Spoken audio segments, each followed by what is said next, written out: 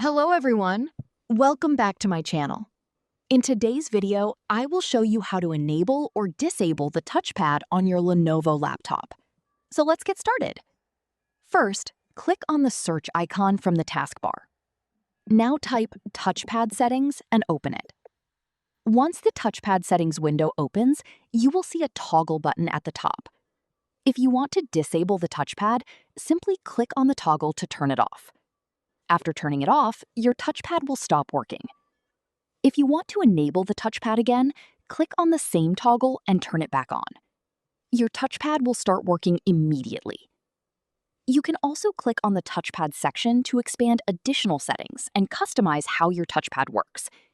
This is the easiest way to enable or disable the touchpad on a Lenovo laptop running Windows 10 or Windows 11.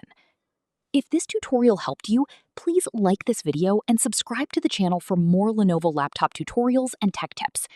Thanks for watching.